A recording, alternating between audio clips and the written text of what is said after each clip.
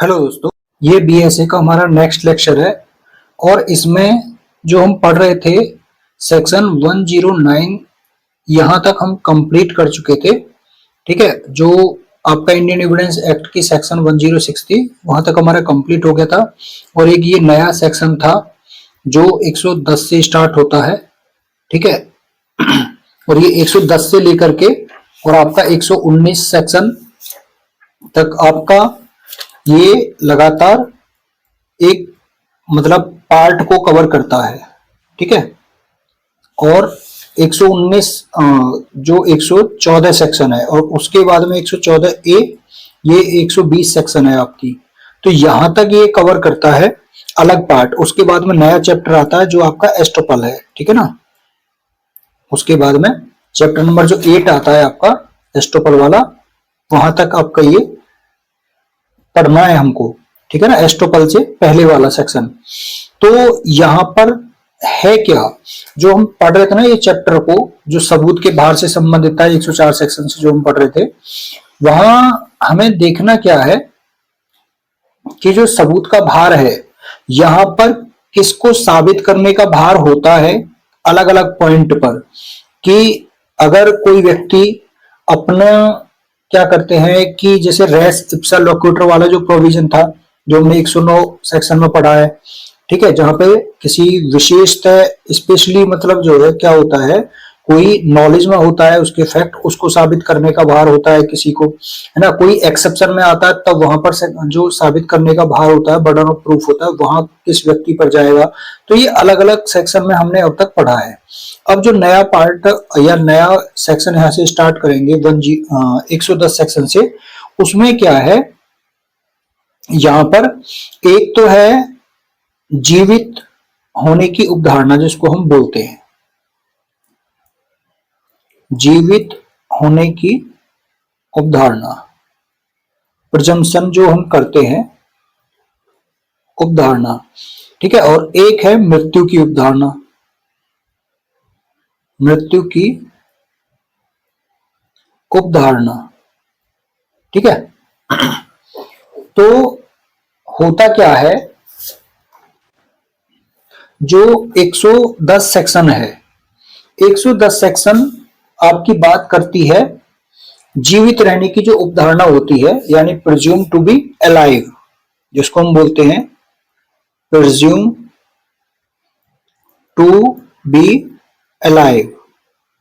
ठीक है, और जो 111 सेक्शन है जो आपकी 108 इंडियन एविडेंस एक्ट थी 1872 की, ये बात करती है मृत्यु की उपधारणा, यानी प्रिज्यूम टू बी डेड।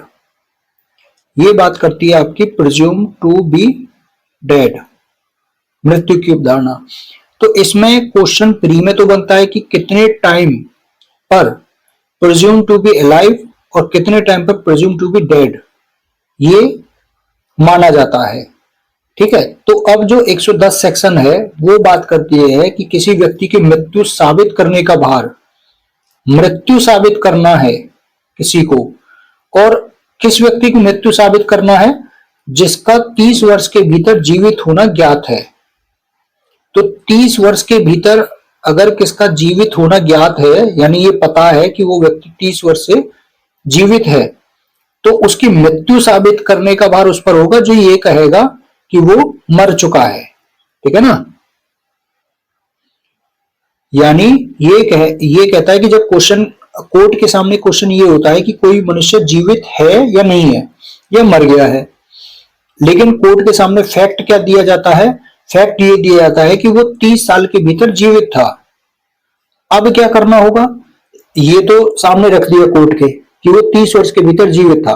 अब जो दूसरा वाला पक्षकार रहेगा, साबित करने का भार यानी बर्डन ऑफ प्रूफ, अब उसके ऊपर चला जाएगा कि वह मर गया है जो ये कह रहा है ना, उस व्यक्ति पर है जो उसे प्रतिज्ञात करता है, स्वीकार करता है कि वह मर गया है। तो वो बर्डन ऑफ प्रूफ जो है उसके ऊपर होगा और वो साबित करेगा उसकी मृत्यु को यहाँ पर। तो ये जीवित होने की, अगर वो 30 वर्ष के भीतर यहाँ पर शो कर दिया जाता है कि वो 30 वर्ष के भीतर जीवित था, तो यहाँ पर एक प्रिजम्पशन बन जाती है अपने आप में।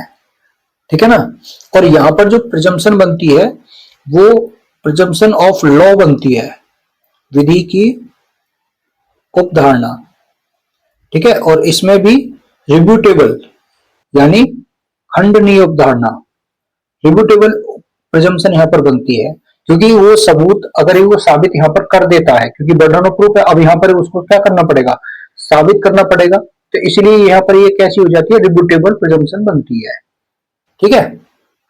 तो यहाँ पर आपका 110 सेक्शन जो बात करता है आपकी प्रिजम्पशन टू बी अलाइव की, और इसमें एक जजमेंट है जो प्री में पूछा जाता है, आर वर्सेस लूमलेकावाद, ठीक है, ये पूछा जाता है।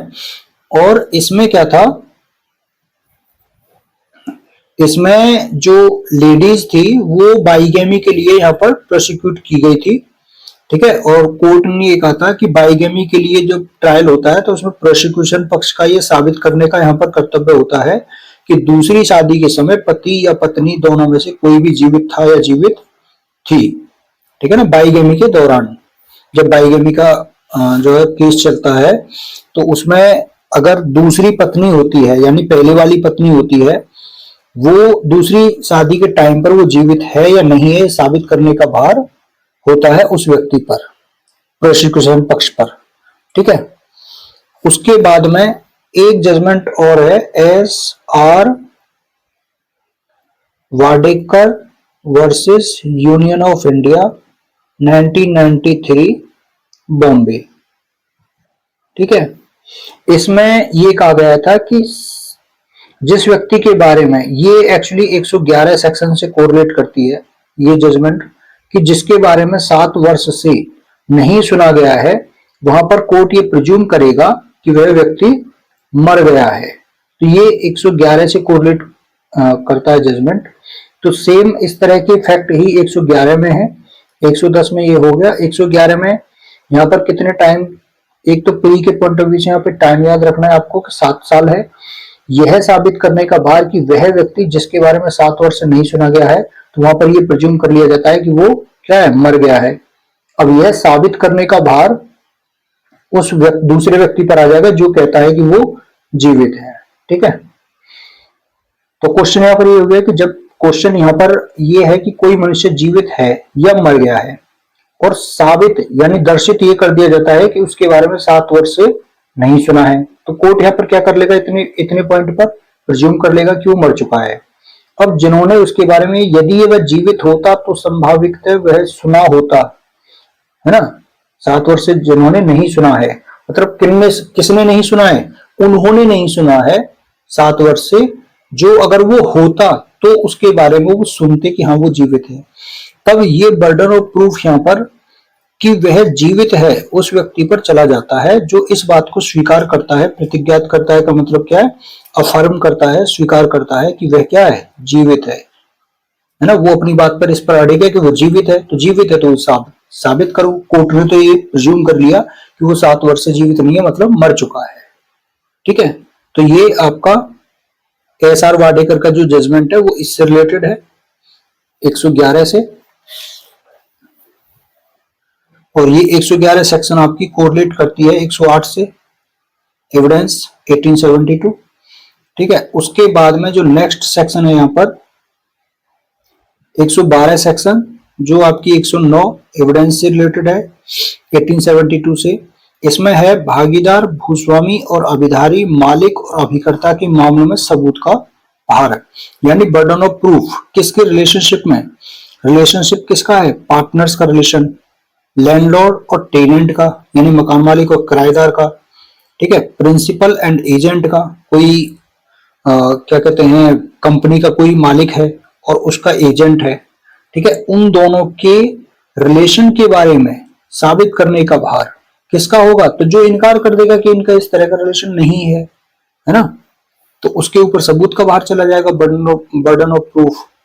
तो जब क्वेश्चन ये हो कोर्ट के सामने कि क्या कोई व्यक्ति है वो इस रिलेशनशिप में है या नहीं है, यानी क्या वो आपस में पार्टनर हैं दो व्यक्ति, क्या उनके बीच में मकान मालिक और किराएदारी जो वो संबंध है या नहीं है, मालिक का और एजेंट का संबंध है या नहीं है, ठीक है, ये क्वेश्चन है कोर्ट के समक्ष और ये अपना एविडेंस वहां पर दे दिए जाते हैं कि वे इस रूप में कार्य करते रहे हैं, यानी वे पार्टनर हैं या वे मकान मालिक और किराएदार हैं या वे मालिक और एजेंट हैं।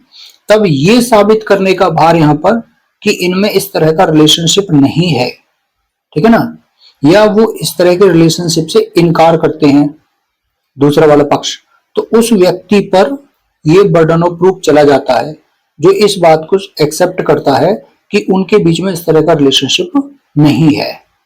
ठीक है, तो ये बात ये कह रहा है सेक्शन, उनके रिलेशनशिप से जो इनकार करता है बर्डन ऑफ प्रूफ उसके ऊपर चला जाता है।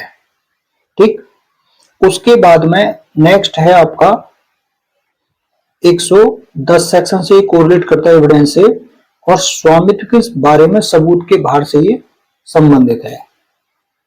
ठीक है, अब यहां पर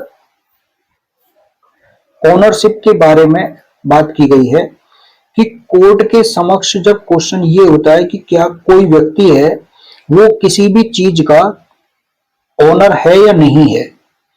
ठीक है, अब ओनर किस चीज का, जिस चीज पर कब्जा उसने रखा हुआ है, जिस पर उसका कब्जा होना क्या किया गया, दर्शित कर दिया गया, यानी एविडेंस इस बारे में पेश कर दिया गया है कि उस चीज पर उसका कब्जा है। अब कब्जा है तो क्या वो स्वामी है उस चीज का, है ना, तो अगर कब्जा साबित कर दिया तो इसका मतलब वो स्वामी है। ठीक है, लेकिन अब यहां पर ये साबित करने का, यानी बर्डन ऑफ प्रूफ, ये साबित करने का भार कि वह स्वामी नहीं है। ठीक है, तो जो दूसरा पक्षकार ये कहेगा ना कि ये स्वामी नहीं है, तो बर्डन ऑफ प्रूफ उसी व्यक्ति पर चला गया जो ये एक्सेप्ट कर रहा है कि ये स्वामी नहीं है। ठीक है, तो यहां से ये निकल के आती है कि कब्जे के आधार पर वो स्वामी होना मान लिया गया है। तो यहां पर ये सेक्शन ये कहती है कि कब्जा स्वामित्व का प्रथम दृष्टया साक्ष्य है। ये किस सेक्शन से रिलेटेड है, मैगजीम, ये जो मैगजीम है ये किस सेक्शन से रिलेटेड है, तो 113 सेक्शन से कोरिलेट है, जो आपकी एविडेंस 1872 की 110 थी। ठीक है, उसके बाद में इसमें बाकी और कोई इंपॉर्टेंट नहीं है, बस ये मैक्सिमम इंपॉर्टेंट है कि ये किस सेक्शन से कोरिलेट करती है। उसके बाद में नेक्स्ट यहां पर जो सेक्शन है, यहां क्या साबित करना है 114 सेक्शन में, गुड फेथ को। 114 है जो आपकी 111 एविडेंस से रिलेटेड है। अब इस तरह के व्यवहार आदमी के बीच में, पर्सन्स के बीच में होते हैं, तो वो जो व्यवहार हैं आदमी के या बिजनेस के दौरान, है ना, या किन्हीं दो पक्षकारों के बीच में, अब उनकी व्यवहार में गुड फेथ था या नहीं था, तो गुड फेथ का साबित किया जाना जिनमें एक पक्षकार का संबंध सक्रिय विश्वास का रहा है ना, तो एक पार्टी क्या है, वो एक्टिव कॉन्फिडेंस में है, यानी एक पार्टी तो ये कह रही है कि मेरे इनसे बहुत अच्छे या बहुत गहरे संबंध हैं, है ना, लेकिन दूसरी पार्टी उसके बीच में इनकार कर रही है। तो जहां पर कि उन पक्षकारों के बीच में, पार्टीज के बीच में समव्यवहार के सद्भाव के बारे में प्रश्न है, यानी क्वेश्चन क्या है, क्वेश्चन है as to the good faith of a transaction, है ना। अब जिनमें से एक दूसरे के प्रति सक्रिय विश्वास, एक्टिव कॉन्फिडेंस की स्थिति में है, जहां एक क्या है, वो दूसरे के प्रति एक्टिव कॉन्फिडेंस की स्थिति में है, वहां उस गुड फेथ को साबित करने का भार, यानी burden of proof, good faith को साबित करने के लिए उस पक्षकार पर है जो एक्टिव कॉन्फिडेंस की स्थिति में है। ठीक है, तो जो यहां पर जो गुड फेथ है, देखो यहां उल्टा हो रहा है कि जो एक्टिव कॉन्फिडेंस की स्थिति में है उसके ऊपर बर्डन ऑफ प्रूफ जाएगा। यहां आपको ये याद रखना है, इसको इलस्ट्रेशन से आप समझिए कि एक्टिव कॉन्फिडेंस की कंडीशन में कब कोई व्यक्ति माना जाता है, कैसे होता है। जैसे यहां पर एक क्लाइंट है, ठीक है, क्लाइंट है ये, जैसे वकील और उसका क्लाइंट होता है।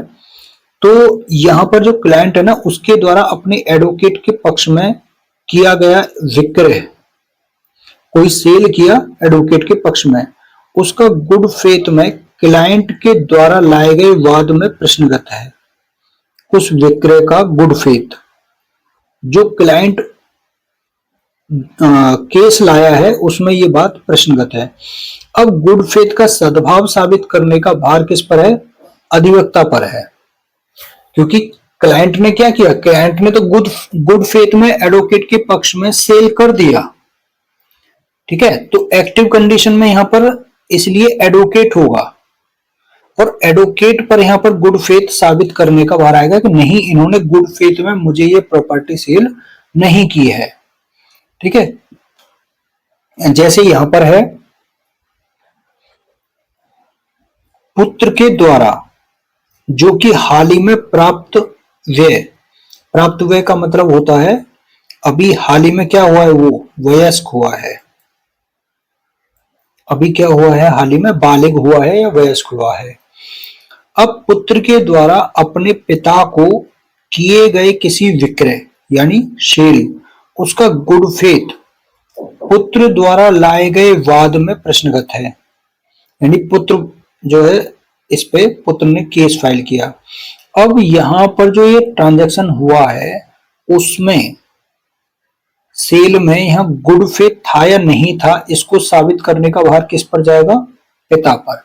किसी ने कोई प्रॉपर्टी अपना इधर से सेल कर दी गुड फेथ में, वो प्रॉपर्टी गुड फेथ में दी है, तो अगर मान के चलो ये कहा है कि इसको मुझे बाद में लौटा देना, और वो बाद में नहीं लौटाता है और वो कहता है कि मैंने गुड फेथ में दी थी, तो अब पिता यहां पर ये कहेगा कि इसने गुड फेथ में नहीं दी थी, है ना।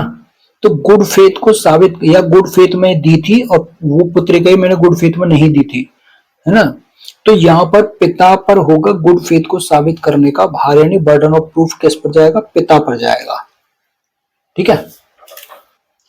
तो यहां पर क्या होता है, एक जो पार्टी होती है वो एक्टिव कॉन्फिडेंस में होती है और दूसरी पार्टी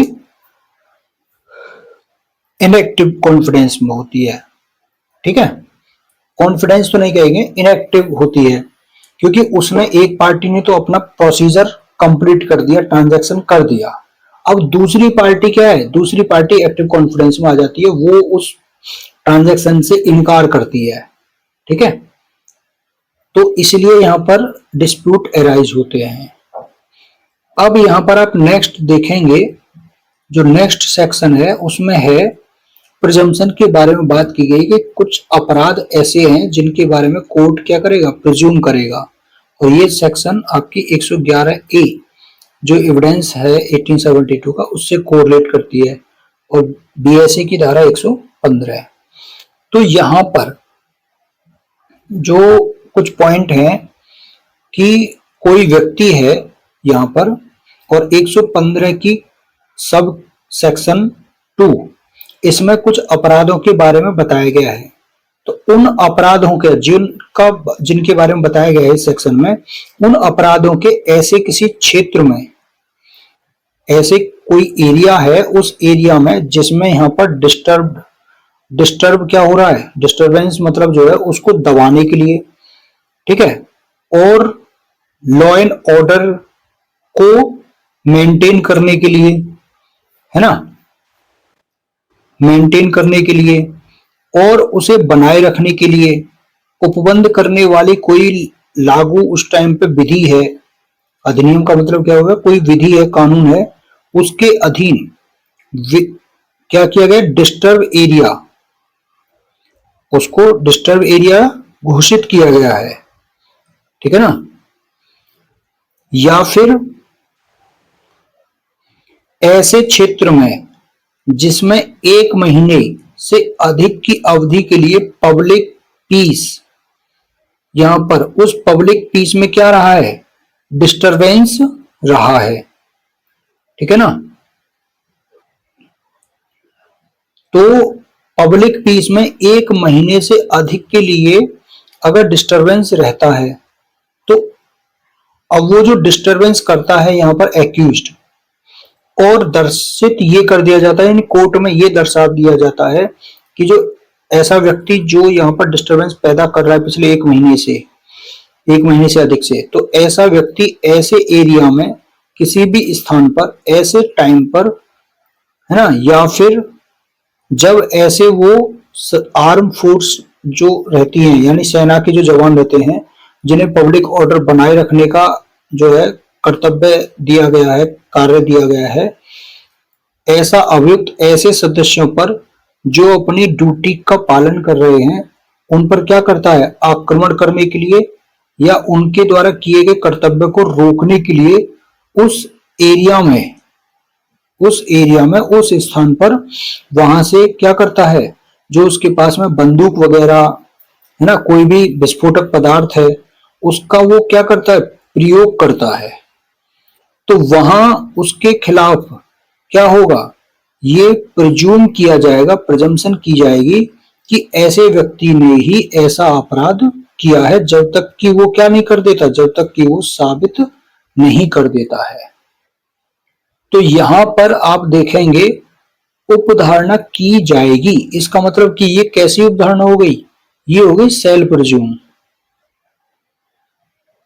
ठीक है, ये सेल्फ प्रिज्यूम हो गई, यानी विधि की खंडनीय उपधारणा हो गई यहां पर ये। अब यहां पर जो बात आती है कि ऑफेंस कौन से, तो एक तो 1 महीने से अधिक के लिए पब्लिक डिस्टरबेंस वो करता है। ठीक है, दूसरा ऑफेंस कौन कौन से हैं जिनमें ये प्रिजम्पशन की जाएगी, तो यहाँ सब जो सब सेक्शन 2 है यहाँ पर ये दे रखा है, बीएनएस की सेक्शन है 147, 148, 149 और या 150 के अधीन कोई अपराध। ठीक है, यानी अगर इसको आईपीसी के हिसाब से देखते हैं तो आईपीसी में ये राज्य के विरुद्ध अपराध जो है ना उनके बारे में बात करता है, 121, 121, 122 और 123। ठीक है, उसके बाद में क्रिमिनल कॉन्स्पिरेसी है, ठीक, या बीएनएस की जो सेक्शन है 149 जो 122 है, 140, 150 यानी जो 123 है उसके अधीन कोई अपराध करने का अटेम्प्ट भी और एबेटमेंट भी, और क्रिमिनल कॉन्स्पिरेसी भी आ गया इसमें। तो इन अपराधों के बारे में कोर्ट यहां पर क्या करेगा, प्रिज्यूम करेगा।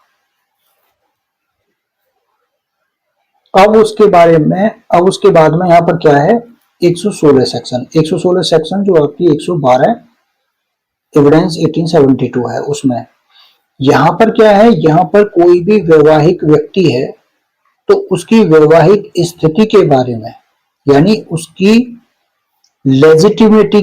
लेजिटिमेसी जो है उसकी मैरिटल स्टेटस के दौरान जन्म होना किसी बच्चे का, वो उसकी लेजिटिमेसी यानी उसकी धर्मस्थता, वो बच्चा इन्हीं माँ बाप का है या नहीं है ना, उसके संबंध में उसकी धर्मस्थ बोलते हैं इसको, लेजिटिमेसी है ना, धर्मस्थता भी बोलते हैं, उसका क्या है, वो कंक्लूसिव प्रूफ है।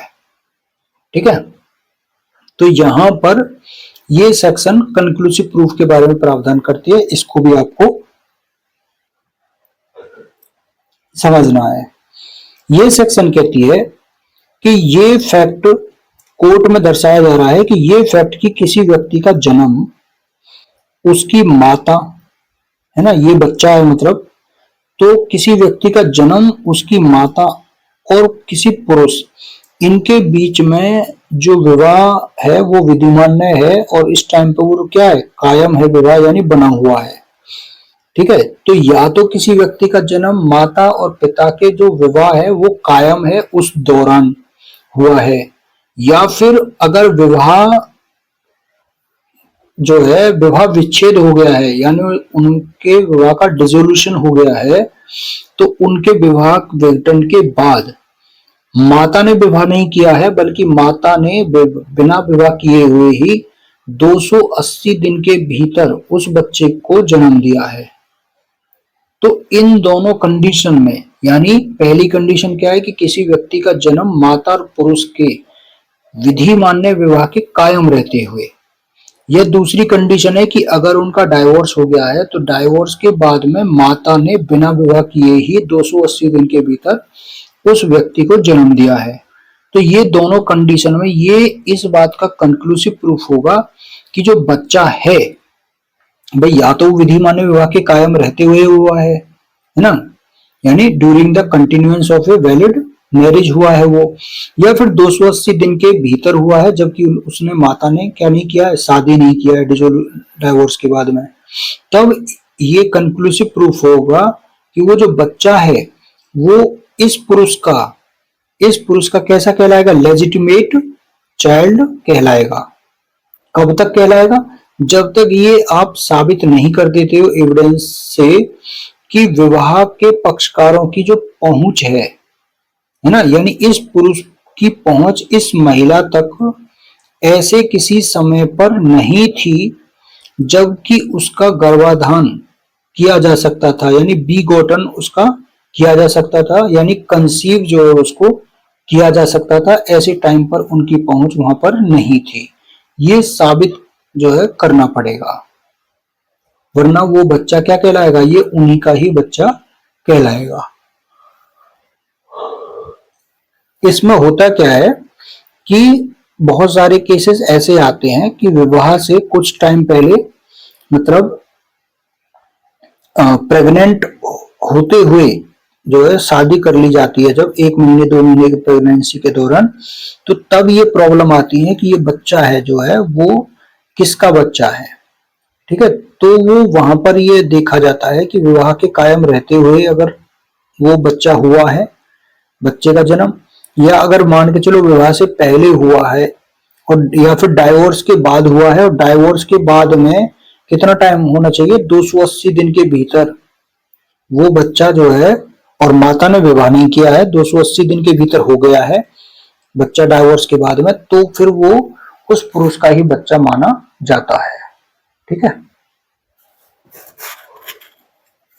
उसके बाद में आप देखेंगे नेक्स्ट यहां पर जो 112 सेक्शन है एविडेंस की, उससे कोरिलेट करती है बीएसए की धारा 116। लेकिन यहाँ जो 113 सेक्शन थी एविडेंस की वो बीएसए में मतलब अब नहीं रखी गई है, हटा दी गई है, जो राज्य क्षेत्र के अध्यर्पण के सबूत के बारे में बात करती है, यानी proof of cessation of territory. तो उसके संबंध में जो बात करती है उस सेक्शन को यहाँ से हटा दिया गया है। अब 113 के बाद में एविडेंस की जो सेक्शन 113 ए आती है यहाँ पर। ठीक है, 113 ए एविडेंस की सेक्शन कोरिलेट करती है 117 बीएसए से, यानी यहाँ ये बात करती है किसी विवाहित स्त्री के द्वारा आत्महत्या के दुष्प्रभाव के बारे में प्रिजम्पशन की। ठीक है, तो कोई विवाहित स्त्री है, कोई मैरिड वुमेन है, उसके द्वारा सुसाइड की जाती है, तो उस सुसाइड करने के लिए किसने उकसाया उसको, तो उनके बारे में ये उपधारणा करती है। तो अब यहाँ पर दो चीजें, एक विवाहित होनी चाहिए स्त्री, दूसरा आत्महत्या की होनी चाहिए, और तीसरा प्रिजम्पशन एबेटमेंट होना चाहिए। तब क्या होगा, चौथा पॉइंट प्रिजम्पशन। तो 4 पॉइंट है। तो विवाहित स्त्री कैसे माना जाए उसको, है ना। तो जब प्रश्न ये है कि किसी महिला ने आत्महत्या का करना, यानी उसने जो आत्महत्या की है किसी महिला ने, वो उसके पति ने या उसके पति के जो भी रिलेटिव हैं उनके द्वारा उनको आत्महत्या के लिए उकसाया गया है।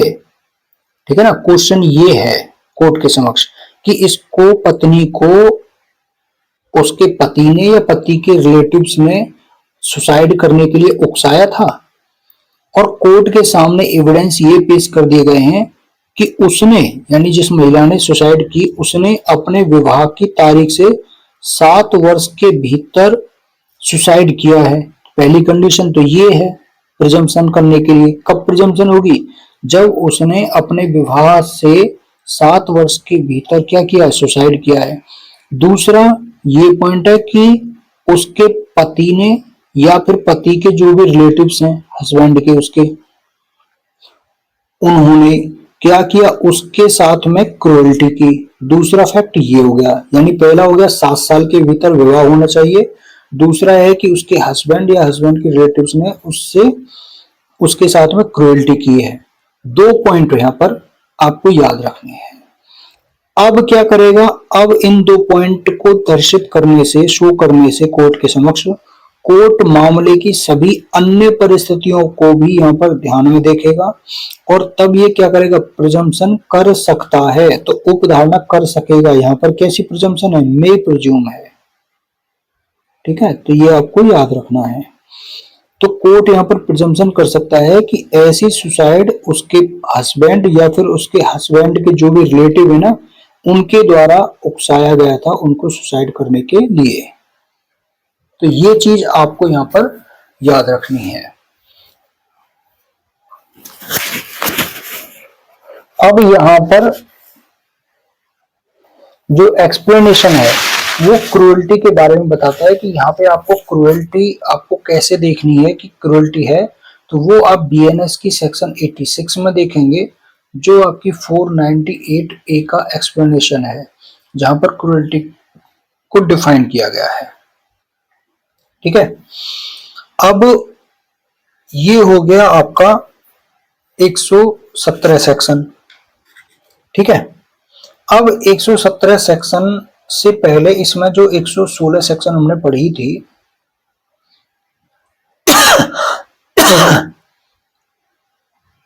इसमें आपको क्या करना है, यहां पर इसमें एक दो केस हैं जो प्री में भी पूछ लिए जाते हैं। पलानी बनाम सेतु का वादा आप याद रख लेना इसमें 116 सेक्शन में। ठीक है, जो 1924 मद्रास हाई कोर्ट का है। इसमें ये कहा गया था कि कोई भी विमेन जो होती है, उस विमेन का किसी के साथ में विवाहित होना वो इस बात का सबूत नहीं होता है कि कोई अन्य व्यक्ति उस तक पहुंच ही नहीं सकता। ठीक है, यदि कोई पुरुष यह जानकर किसी महिला के साथ में विवाह करता है कि वो प्रेग्नेंट है और शादी के तुरंत बाद वो बच्चे का जन्म हो जाता है उस बच्चे का, और जानते हुए वो उससे शादी करता है, तो यहाँ पर वह बच्चा उसी पुरुष का लेजिटिमेट चाइल्ड माना जाएगा। कब तक माना जाएगा, जब तक कि वो ये साबित ना कर दे कि उसके कंसीविंग के टाइम पर वह उस महिला तक पहुंच नहीं सकता था। ठीक है, तो ये जजमेंट आपको याद रखना है कि पलानी बनाम सेतु का जो जजमेंट है वो किस सेक्शन से रिलेटेड है, 116 बीएस से। उसके बाद में जो नेक्स्ट है इसमें वो है नंदलाल वर्सेस वासुदेव, नहीं, नंदलाल वासुदेव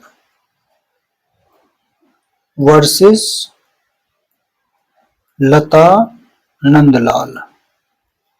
ठीक है, 2014 सुप्रीम कोर्ट। ये जजमेंट है, आपको याद रखना है, सेक्शन 116 से कोरिलेट है ये। यहां पर सुप्रीम कोर्ट ने बताया कि यदि पति की पत्नी के पास में कंसीविंग के समय पहुंच साबित नहीं हो पाती है और पति कंसीविंग के टाइम पर पहुंच होने से इनकार भी करता है, ठीक है ना, तो फिर इस बात की सच्चाई जानने के लिए कि वो किसका बच्चा है, डीएनए टेस्ट यहां पर कराया जा सकता है। ठीक है, तो इसमें डीएनए टेस्ट की बात कही गई थी नंदलाल वासुदेव वर्सेस लता नंदलाल के जजमेंट में। उसके बाद में यहां पर आपको नेक्स्ट देखना है, 117 हमने पढ़ लिया। ठीक है, अब 117 में और क्या देखना है, चीजें जो याद करने वाली हैं। क्रूएल्टी का तो हो गया कि हमें 86 सेक्शन से देखना है। ठीक है,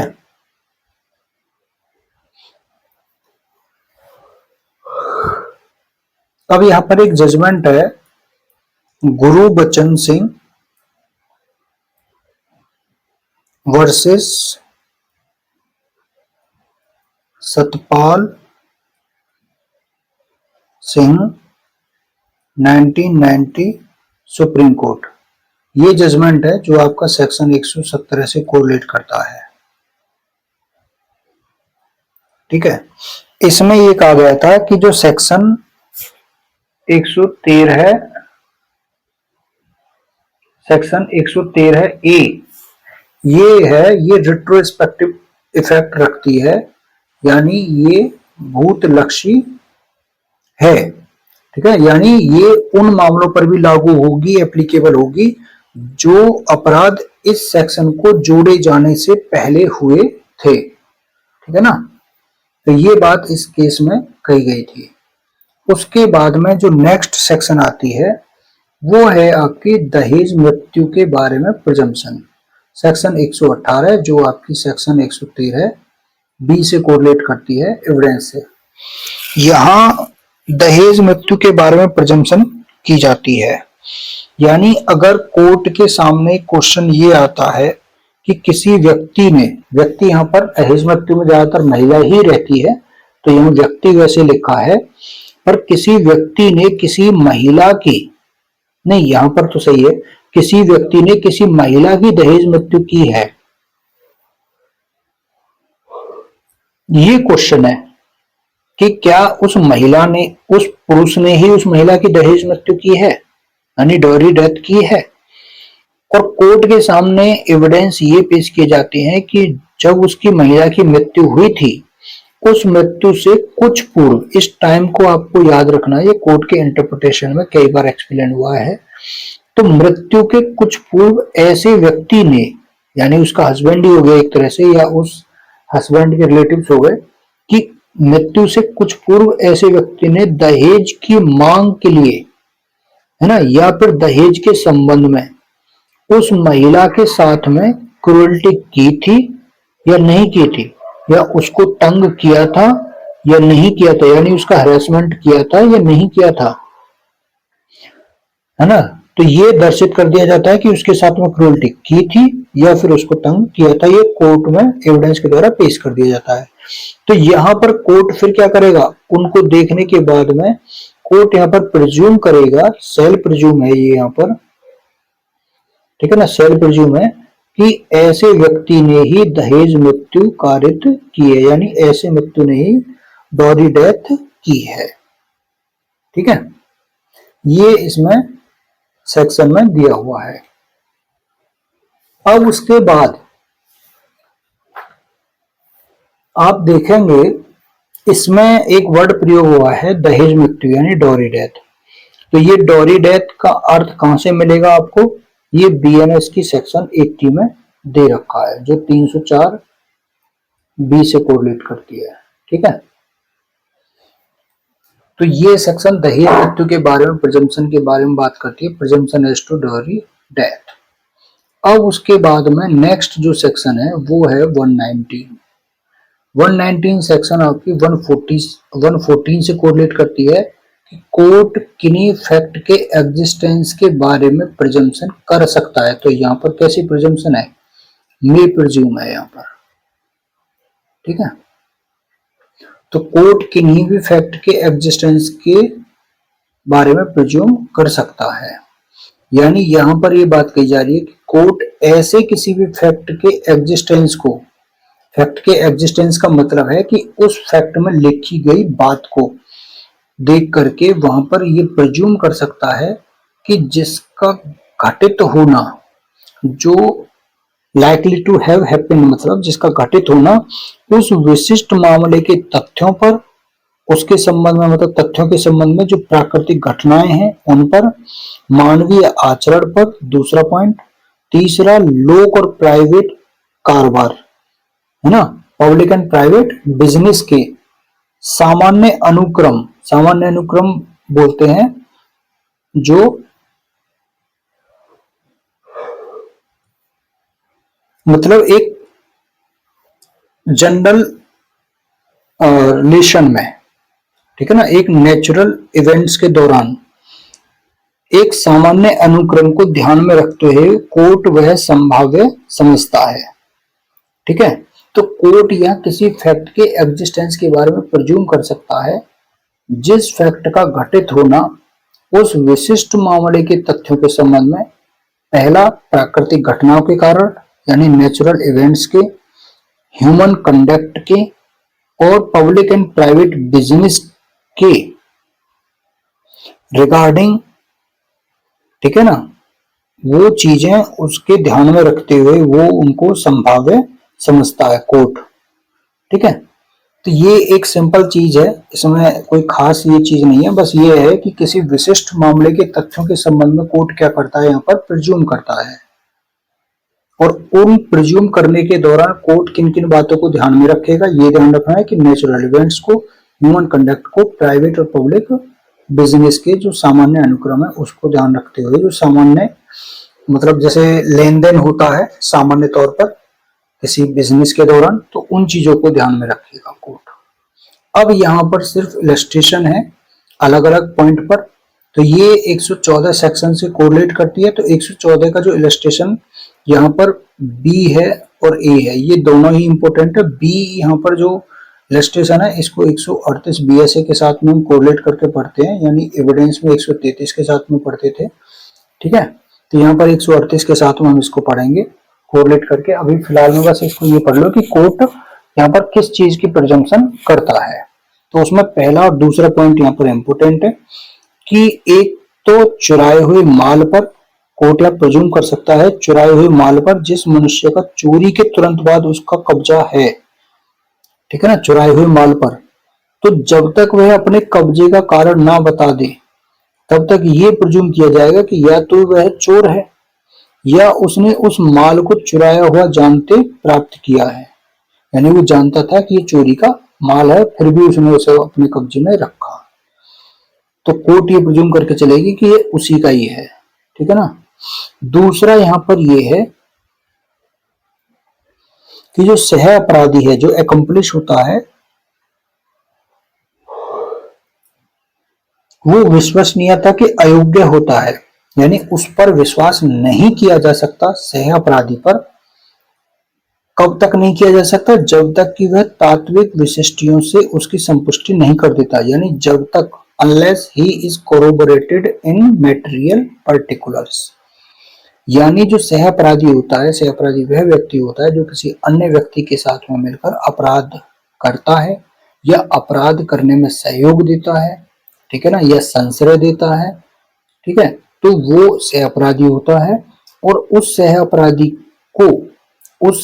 को अगर गुनाह कबूल कर देता है कि दूसरे को भी फंसा के कि हम दोनों ने अपराध किया है, तो वहां उसकी बात पर इस तरह से विश्वास नहीं किया जा सकता। यानी सह अपराधी क्या है, विश्वसनीयता के अयोग्य है।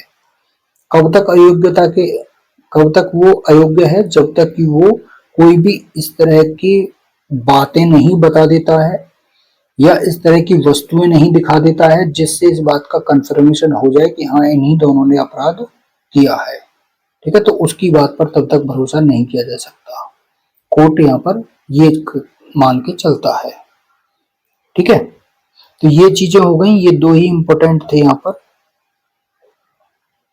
उसके बाद में यहाँ पर जो नेक्स्ट है वो है 120 सेक्शन।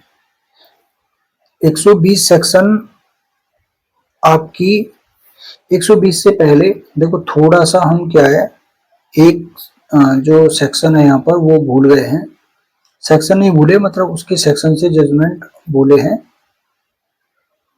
जो यहाँ पर 118 सेक्शन हम पढ़े हैं अभी उसके संबंध में।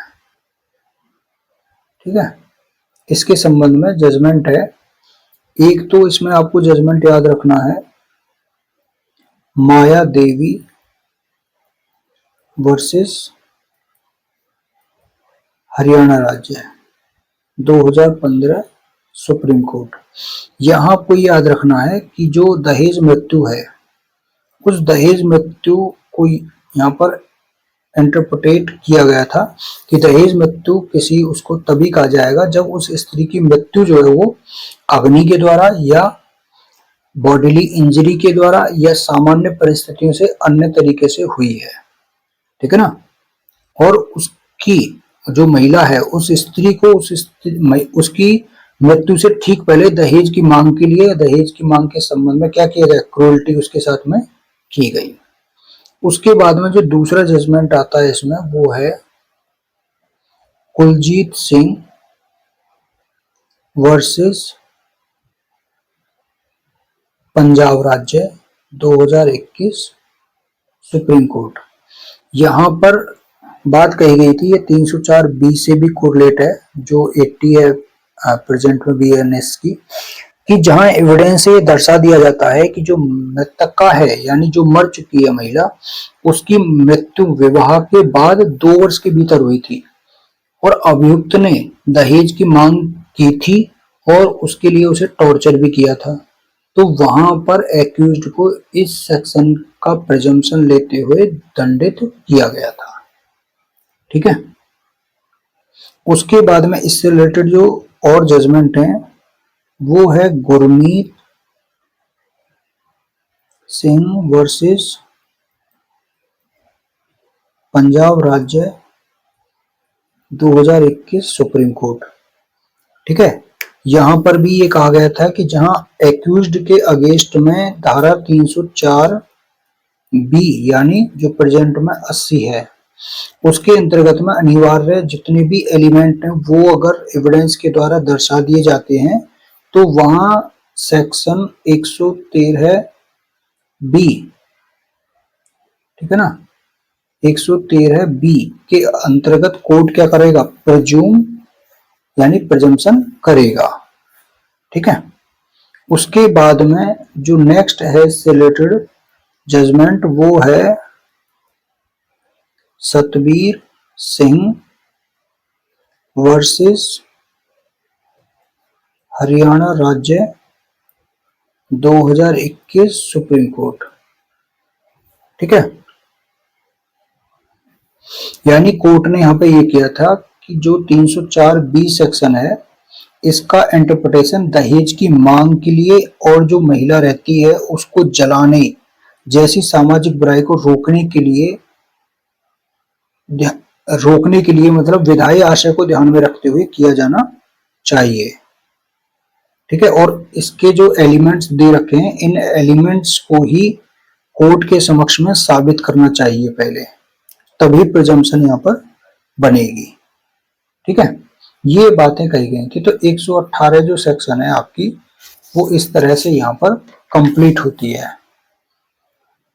अब बात आती है आपकी, इसको हमने पढ़ लिया है, फिर आती है सेक्शन 120। सेक्शन 120 क्या कहती है, सेक्शन 120 कहती है कि प्रिजम्पशन जो की जाएगी वो रेप विक्टिम जो होती है, यानी रेप के लिए जो प्रोसिक्यूशन चलता है उसमें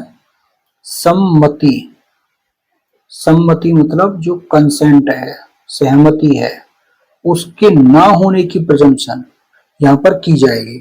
वो अभियुक्त जो है क्या कहते हैं कि अभियुक्त ये कहते हैं कि इस महिला ने कंसेंट दी थी। तो ऐसे मामलों में, रेप के मामलों में ये बात नहीं मानी जाएगी कि महिला ने कंसेंट दी थी। पहले कोर्ट पहले से ये प्रिज्यूम करके चलेगा कि महिला की कंसेंट नहीं है। अब आप एविडेंस के द्वारा ये दर्शाओगे कि इसकी जो है कंसेंट थी, लेकिन कोर्ट पहले से क्या करेगा, प्रिजम्पशन करेगा। ठीक है ना, और ये प्रिजम्पशन कैसी होगी, ये प्रिजम्पशन खंडनीय होगी, विधि की होगी। ठीक है ना, विधि की प्रिजम्पशन होगी यहां पर, ये ध्यान में रखना आपको। तो बीएनएस की सेक्शन 64 जो रेप के संबंध में बात करती है, उसके अधीन रेप के लिए किसी प्रोसिक्यूशन में जहां एक्यूज्ड के द्वारा उसके साथ में इंटरकोर्स साबित हो जाता है और कोर्ट के सामने क्वेश्चन ये रहता है कि क्या उस इंटरकोर्स में उस महिला की यहाँ पर कंसेंट थी जिसके साथ में रेप किया गया है, तो वो जो है उसकी कंसेंट के बिना किया गया था या नहीं किया गया था। और ऐसी महिला कोर्ट के सामने अपने एविडेंस में ये स्टेटमेंट देती है कि उसने कंसेंट नहीं दी थी। ठीक, तो अब कोर्ट क्या करेगा, कोर्ट यहाँ पर ये प्रिजम्पशन करेगा कि उसने कंसेंट नहीं दी थी। ठीक है, तो ये चीजें हैं। और इंटरकोर्स का मतलब यहाँ पे एक्सप्लेनेशन में ये बताया गया है कि ये बीएनएस की जो सेक्शन है आपकी 63 जिसमें रेप की डेफिनेशन है, वहां पर ये बताया गया कोई भी कार्य वो रेप के अंतर्गत में आएगा जो 63 में दिया हुआ है। ठीक है, 63 मतलब जो 375 आईपीसी है आपकी। ठीक है, तो इस तरीके से यहाँ पर ये रेप के बारे में प्रिजम्पशन है और ये कैसी है आपकी सेल्फ प्रिज्यूम है, तो आपको ये याद रखना है। तो इस तरीके से आपका ये कंप्लीट होता है। अब इसके बाद में नेक्स्ट चैप्टर है आपका, तो इसलिए आज इतना ही बहुत है। ठीक है, अब नेक्स्ट चैप्टर में हम एस्ट्रोपल को कंप्लीट करेंगे। ठीक है, तो आज के लिए इतना ही। Thank you so much.